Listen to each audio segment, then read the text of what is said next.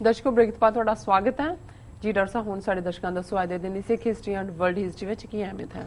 ਸਿੱਖ ਇਤਿਹਾਸ ਦੇ ਹਵਾਲੇ ਨਾਲ ਸਿੱਖ ਲੀਡਰ ਸਰਦਾਰ ਖੜਕ ਸਿੰਘ ਨੇ 1930 ਚ ਇਸ ਗੱਲ ਤੇ ਜ਼ਿੱਦ ਕੀਤੀ ਕਿ ਜੀ ਕਾਂਗਰਸ ਨੇ ਸਾਡੇ ਨਾਲ ਇਕਰਾਰ ਕੀਤਾ ਸੀ ਕਿ ਅਸੀਂ ਤੁਹਾਡਾ ਰੰਗ ਜਿਹੜਾ ਉਹ ਝੰਡੇ 'ਚ ਪਾਵਾਂਗੇ, ਉਹਨਾਂ ਨੇ ਨਹੀਂ ਪਾਇਆ। ਉਹ ਪਾਣ ਨਹੀਂ ਤੇ ਅਸੀਂ ਚੋਣਾਂ ਇਹਨਾਂ ਦੇ ਨਾਲ ਰਲ ਕੇ ਨਹੀਂ ਲੜਾਂਗੇ ਜੀ। ਰੰਗ ਪਾਇਆ ਨਹੀਂ ਪਾਇਆ, ਇਨ ਦਾ ਐਂਡ ਆਫ ਦਾ ਡੇ ਜੋ ਝੰਡੇ ਦੇ ਨਾਲ ਡੰਡਾ ਸੀ ਉਹ ਉਹਨਾਂ ਦੇ ਕੋਲ ਆਇਆ ਜਿਹਨਾਂ ਕੋਲ ਪੋਲੀਟੀਕਲ ਪਾਵਰ ਸੀ। ਸੋ ਜਿਹੜੀ ਗੱਲ ਅਕਾਲੀ ਲੀਡਰਾਂ ਨੂੰ ਉਦੋਂ ਜਾਂ 47 ਦੇ ਦੌਰ 'ਚ ਕਰਨੀ ਚਾਹੀਦੀ ਸੀ ਕਿ ਆਪਣੀ ਪੋਲੀਟੀਕਲ ਪਾਵਰ ਲਈ ਸਟਰਗਲ ਕਰੋ, ਉਹ ਇਦਾਂ ਦੀਆਂ ਮੰਗਾਂ 'ਚ ਐਨਰਜੀ ਜਿਹੜੀ ਆ ਉਹ ਜ਼ਾਇਆ ਕਰਦੇ ਰਹੇ।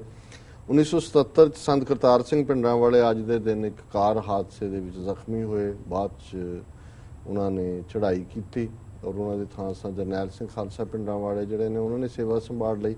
ਪਰ ਮੈਨੂੰ ਹਮੇਸ਼ਾ ਹੀ ਇਹ ਲੱਗਦਾ ਰਿਹਾ ਸੰਤ ਕਰਤਾਰ ਸਿੰਘ ਭਿੰਡਰਾਂਵਾਲਿਆਂ ਨੇ ਐਮਰਜੈਂਸੀ ਦੇ ਖਿਲਾਫ ਬਹੁਤ ਵੱਡੀ ਕੰਟਰੀਬਿਊਸ਼ਨ ਕੀਤੀ ਸੀ। ਮੋਰਚਾ ਜਿਹੜਾ ਲੱਗਾ ਸੀ ਉਸ 'ਚ ਜਲੂਸ ਕੱਢ ਕੇ ਔਰ ਇੰਦਰਾ ਗਾਂਧੀ ਨੂੰ ਵੀ ਚੈਲੰਜ ਕੀਤਾ ਸੀ ਗੁਰੂ ਤੇਗ ਬਹਾਦਰ ਸਾਹਿਬ ਦੀ ਯਾਦ 'ਚ ਜਦੋਂ 300 ਸਾਲਾ ਸਮਾਗਮ 1675 ਤੋਂ 1975 3 ਸੈਂਚਰੀਜ਼ ਪੂਰੀਆਂ ਸੀ ਦਿੱਲੀ 'ਚ ਹੋਇਆ। ਔਰ ਉਹਨਾਂ ਨੇ ਇੰਦਰਾ ਗਾਂਧੀ ਨੂੰ ਕਿਹਾ ਸੀ ਕਿ ਇਹ ਗੱਲ ਦੇਖ ਲੈ, ਜਿਹੜੀ ਕੌਮ ਸਾਡੇ ਗੁਰੂ ਨੇ ਸ਼ਹਾਦਤ ਦਿੱਤੀ ਤੇ ਤੁਹਾਨੂੰ ਰਾਜ ਮਿਲਿਆ, ਜਿਹੜੀ ਕੌਮ ਰਾਜ ਦੇ ਸਕਦੀ ਹੈ ਉਹ ਰਾਜ ਖੋ ਵੀ ਸਕਦੀ ਹੈ।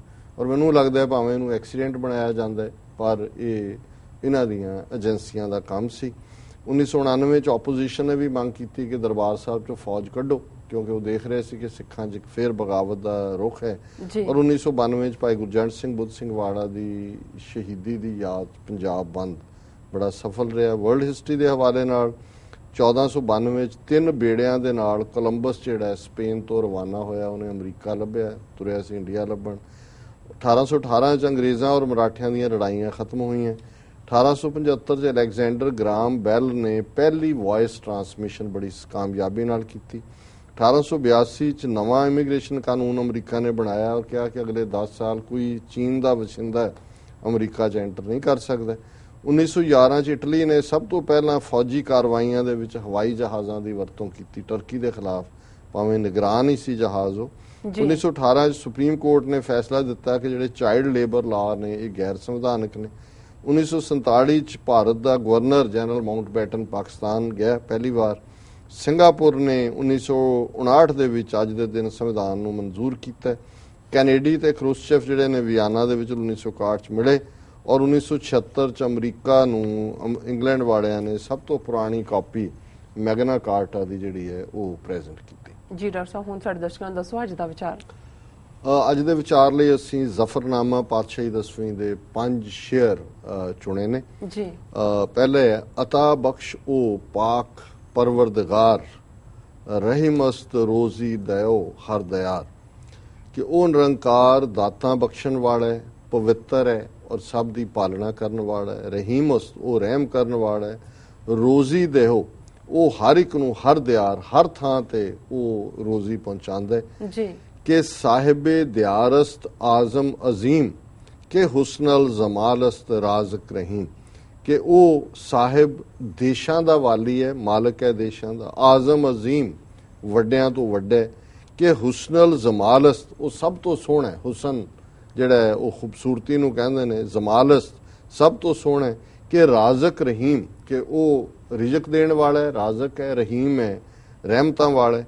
ਕਿ ਸਾਹਿਬੇ ਸ਼ੌਰਸਤ ਆਜ਼ਿਜ਼ ਨਿਵਾਜ਼, ਸ਼ੌਰ ਹੁੰਦਾ ਹੈ ਅਕਲ ਬੁੱਧੀ, ਕਿ ਉਹ ਬਹੁਤ ਬੁੱਧੀਵਾਨ ਹੈ।